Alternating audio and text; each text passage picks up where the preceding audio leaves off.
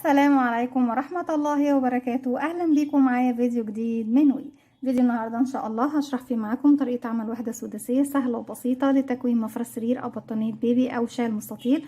أتمنى تكون سهلة وبسيطة عليكم وكمان تنول إعجابكم. بسم الله الرحمن الرحيم. وحدتنا النهاردة بتتكون من 3 سطور، السطر الأول والتاني بغرزة الكلاستر والسطر التالت بغرزة العمود بلفة بالإضافة للسلاسل. طرق التشبيك لوحدتنا النهاردة أو مفرشنا النهاردة كتيرة جدا. نقدر نشبك بغرزة المنزلقة، نقدر نشبك بالخيط وبالإبرة، تقدري تشبكي بطريقة غرزة الجراني انك بس في الفراغات اللي هي بتكون ما بين كل زاوية وزاوية بتبتدي تشبكي بغرزة حشو. ممكن كمان نشبك بالطريقة اللي هي بتكون عندنا بنشتغل العمود ونروح نشبك في الجهة التانية ونرجع نشتغل العمود اللي بعده، وهكذا. كل طرق التشبيك دي موجودة عندنا على القناة، اللي يحب يتابعها او يراجعها. اتمنى ان هم يكونوا سهلين وينولوا اعجابكم. لو حابين ان احنا نعيد طرق التشبيك مع وحدات جديدة اكتبولي وانا من عينيا الاتنين وعلى راسي من فوق. مفرشي النهاردة بيتكون من 4 ألوان: الرمادي الفاتح، الرمادي الغامق، الأسود، الأبيض. هشتغل معاكم باللون الأبيض طبعا علشان خاطر التصوير يكون واضح معانا. بنشتغل بخيط صوف متوسط السمك مع إبرة رقم 3.5 ملم.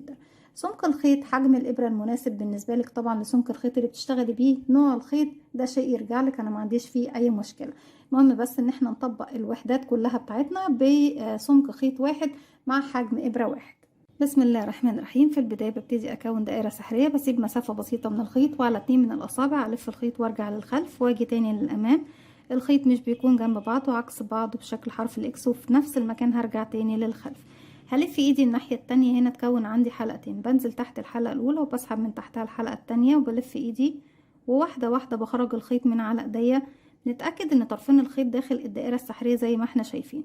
خيط البداية حافظي عليه عشان تقفلي بيه الدائرة السحرية في النهاية، اما خيط المتصل بالشلة ارفعيه على ايدك علشان تبتدي تشتغلي. الدائرة السحرية مش هينفع اشتغل فيها دلوقتي، ليه يا رند؟ عشان لازم اقفلها، لان لو جيت اشتغل هتفك معايا. بيكون عندك على الابرة حلقة، بسحب الخيط واخرج منها بغرزة سلسلة، وكمان هرتفع عليها سلسلة كمان، ومش هعتبرهم اي حاجة معايا من العدد. انا هبتدي اشتغل 6 غرزة كلاستر، ما بين كل غرزة كلاستر وكلاستر باخد سلسلتين مسافة. طيب تعالوا نشوف نشتغل غرزة الكلاستر ازاي. وغرزة الكلاستر بتاعتنا مكونة من 3 عمود بلفة، لو حباها زيادة في الانتفاخ هتعمليها 4 عمود او 5 عمود بلفة. بيكون معايا على الابرة حلقة، بلف الخيط لفة واحدة، بدخل فراغي داخل الدائرة، اسحب الخيط واخرج. معانا 3 حلقات، هسحب الخيط واخرج من حلقتين. مفروض ان احنا لو بكمل عمود بلفة بسحب واخرج من حلقتين، لا بسيب بقى الحلقة الاخيرة من العمود الاول، والحلقة الاساسية كده حلقتين. هلف الخيط تاني، هدخل فراغي، هسحب الخيط وهخرج، هسحب الخيط واخرج بس من حلقتين، واسيب الاخيرة. ده كده العمود رقم 2. هلف الخيط، بدخل فراغي، اسحب الخيط واخرج، اسحب الخيط واخرج من حلقتين، ده العمود رقم 3. اصبح معانا الحلقة الاساسية و3 حلقات. ال3 عمود اللي اشتغلتهم لغاية نصهم هسحب الخيط واخرج من 3 وارجع اسحب الخيط واخرج من 2. كده اشتغلت غرزة الكلاستر الاولى بتاعتي مكونة من 3 عمود بلفة. زي ما قلنا مع بعض، لو هتشتغليها ب4 ب5 ب6 باي عدد انت حباه مفيش اي مشكلة. المهم ان انت في النهاية بتقفلي ايه الغرزة بحلقة واحدة من فوق. هبتدي اخد سلسلتين مسافة 1 2 واكرر تاني مرة بشتغل غرزة كلاستر كمان. بشد خيط البداية، بضيق مركز الدائرة عشان اعرف اشتغل، لو هي واسعة وانا مش عارفة اشتغل وايه بتشد الشغل معايا. تاني غرزة كلاستر 1 2 3. 4 حلقات على الإبرة. اسحبي الخيط واخرجي من 3 وارجعي اسحبي الخيط واخرجي من 2. خدي سلسلتين مسافة 1 2 وبكرر دوت لغاية ما بيكون معايا 6 غرزة كلاستر. بعد كل غرزة وغرزة باخد سلسلتين مسافة. رجعت لكم تاني كده معايا 1 2 3 4 5 6 غرزة كلاستر، وبعد كل غرزة وغرزة باخد سلسلتين. شد خيط البداية، اقفلي ايه مركز الدائرة زي ما احنا شايفين. بروح لأول غرزة اشتغلتها وبدخل تحت الحلقة بتاعتها اهي، وبسحب معايا كمان خيط البداية، وبعد كده ببتدي اقفل بغرزة منزلقة سليب ستيتش. طيب بنبتدي نمشي بمنزلقة كمان لغاية السلسلتين. ما بشتغلش فوق غرز الكلاستر نهائي، بشتغل فوق السلسلتين. الوحدة كاملة بتكون بلون واحد. طب يا رندا احنا ممكن نشكل في الوحدة نفسها في الالوان زي ما انت عاوزة، لكن الموديل معايا النهاردة ان كل وحدة بتكون بلون واحد. التشكيل بيكون في تركيبة او ترتيب الوحدات نفسها، يعني مثلا بحط واحدة باللون الابيض وحواليها 6 باللون الرمادي او باللون الاسود، وهكذا لغاية ما تكوني شكل وردات، تكوني شكل مربعات، تكوني شكل سداسي تمشي بشكل الزجزاج زي ما انت عاوز.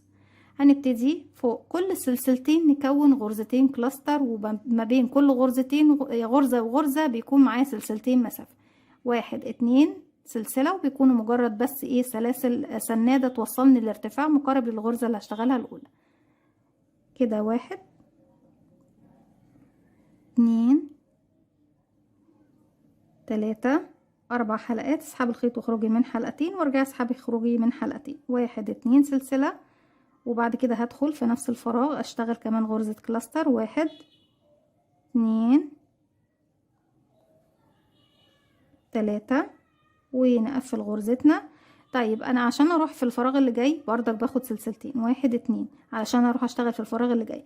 الفراغ اللي جاي بيكون فيه كلاستر، سلسلتين كلاستر في نفس الفراغ، يعني كل فراغ بشتغل فيه غرزتين كلاستر، وما بين كل غرزة وغرزة بشتغلها من فوق باخد سلسلتين. يعني انا هنا في المنتصف اشتغلت كلاستر سلسلتين كلاستر، يعني بعد الاولى اشتغلت سلسلتين، رجعت علشان اروح اشتغل في الفراغ اللي بعده بعد التانية بردك اخدت سلسلتين، يعني من فوق في كل غرزة بشتغلها بعد كل واحدة باخد سلسلتين، اما من تحت في الفراغ الواحد بشتغل مرتين. بكمل السطر كله، في النهاية هيكون معايا 12 غرزة كلاستر و12 فراغ فيه سلسلتين. هكمل وارجع لكم. رجعت لكم تاني كده خلاص، بقى عندي 1 2 3 4 5 6 7 8 9 10 11 12. الفراغات عندي 1 2 3 4 5 6 7 8 9 10 11 12، اللي هو اخر ايه سلسلتين اخدته. بروح لأول غرزة اشتغلتها وبقفل فوقيها بغرزة منزلقة، وبمشي كمان للسلسلتين بغرزة منزلقة. كده السطر رقم 2 خلاص خلصناه. السطر رقم 3 خلاص بنبتدي نشتغل بقى بغرزة العمود بشكل كامل، مش غرز كلاستر. 3 فوق كل زاوية ببتدي اشتغل. انا عندي هنا يا بنات بصوا في حاجة، هنا المكان ده اشتغلت فيه غرزتين وفي سلسلتين هنا ما بينهم، وهنا كمان اشتغلت غرزتين وفي سلسلتين ما بينهم، بس في كمان سلسلتين ما بين الزاوية دي والزاوية دي اهو. الفراغ ده هبتدي اشتغل فيه زاوية مرتين. يعني ايه مرتين يا رندا؟ يعني 3 عمود 3 سلسلة او سلسلتين 3 عمود بلفة، وارجع هنا بردك 3 عمود 2 سلسلة او 3 سلسلة 3 عمود. اما في الفراغ ده بشتغل مرة واحدة بس، هي 3 عمود بلفة بس. تمام. هرتفع 1 2 3، ودايما في الزوايا اللي فيها شغل مرتين من تحت بشتغل مرتين من فوق، 3 عمود 3 سلسلة 3 عمود. اما في الفراغ العادي بشتغل 3 عمود بلفة بس. يبقى كده 3 سلسلة، وهعتبرهم اول عمود بلفة موجود معايا في المجموعة دي. فاضل لي كمان عمودين، كده 1 2. كده اشتغلنا 3 عمود بلفة. هاخد سلسلتين او 3 على حسب ما احنا بنحب، 1 2 3، وابتدي بعد كده الف الخيط على الابره، بدخل فراغي اسحب الخيط واخرج، اسحب من حلقتين وارجع اسحب من حلقتين. هنا انا بكمل العمود كامل يا بنات. تمام. كمان عمودين، 1 2. من فوق هناخد سلاسل، لا مش هاخد سلاسل خلاص المره دي، هبتدي اروح اشتغل في الفراغ اللي جاي 3 عمود بس، 1 2 3. ارجع اروح للزاوية اشتغل 3 عمود 3 سلسلة 3 عمود او سلسلتين، 1 2 3 1 2 3. بما اننا ابتدينا 3 فهنخليهم 3 في كل الزوايا، لكن لو اشتغلت سلسلتين يبقى 2 في كل الزوايا. تاني في نفس الزاوية، 1 2 3. برجع تاني اكرر في الفراغ اللي جاي بشتغل 3 عمود بس، الفراغ اللي بعده زاوية 3 عمود 3 سلسلة 3 عمود، وبكرر دوت لغاية ما بوصل لنهاية السطر، وارجع لكم تاني نشوف طريقة التشبيك. طيب تعالوا نشوف طريقة تشبيك قبل ما نخلص السطر بتاعنا. لو انا عايزة ابتدي اشبك هرجع بس ايه 3 عمود دول والتلاتة سلسلة. لو انا هشبك بطريقة اللي هي طبعا طريقة الجراني، تشبيك بطريقة الجراني ان انا ببتدي اشبك في الفراغات بس. المفروض ان انا هنا كنت باخد 3 سلسلة، هاخد سلسلة واحدة منهم وهرفع الوحدة التانية المقابلة ليا من تحت ال3 سلاسل اللي هما في الظهر. انا ده ظهر الشغل، بسحب الخيط وبخرج معايا حلقتين، بسحب الخيط وبخرج منهم بغرزة حشو. من فوق ادتني كأني شغلت السلسلة رقم 2، هاخد بقى سلسلة رقم 3 كمان واروح اشتغل ال3 عمود بتوعي، 1 2 3. طيب هنا كنت بروح اشتغل هنا 3 عمود. قبل ما اروح اشتغل ال3 عمود مفروض ان انا عندي فيه ايه، في المكان ده اللي هو بعد الزاوية، بعد 3 عمود الزاوية بنزل من المنتصف هنا اسحب الخيط واخرج معايا حلقتين، بسحب الخيط واخرج منهم واروح اشتغل التلاتة عمود بتوعي. 1 2 3. قبل ما اروح اشتغل الزاوية في عندي هنا بردك اهو ما بين التلاتة عمود والزاوية في مكان فراغ، بنزل اشغله بغرزة حشو واروح بقى اشتغل الزاوية بتاعتي.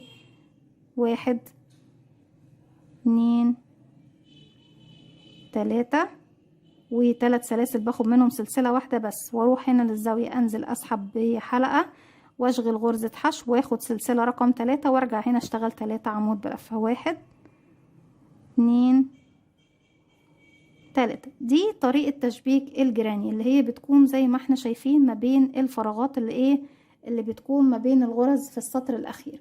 ان انا بشغل بس غرزة حشو او بشبك بغرزة حشو او منزلقة، ايها متفضلين اشتغلي بيها مفيش مشكلة. بتكون في فراغات زي ما احنا شايفين. طيب مش حابين الفراغات، هنبتدي خلاص نرجع الجزء ده، انا بقى هرجعه وهبتدي اشتغل الوحدة بتاعتي بشكل طبيعي وارجع لكم تاني نشبك بطريقة المنزلقة. واحنا طبعا شرحنا مع بعض اكتر من مرة غرزة المنزلقة وطريقة الخيط والابرة وكمان طريقة غرزة الحشو، لكن كل الطرق تنفع معانا. هكمل الوحدة وارجع لكم نشوف مع بعض. رجعت لكم تاني كده اكتملت الوحدة زي ما احنا شايفين ده بشكل طبيعي. تعالوا بقى نشوف لو هنشبك بغرزة المنزلقة هنشبك ازاي. ببتدي اجيب الوحدة بتاعتي. لما بشبك بغرزة منزلقة بشبك على ظهر الشغل مش على وش الشغل. همشي بسحب الخيط بالشكل ده وبس برتفع سلسلة واحدة بس.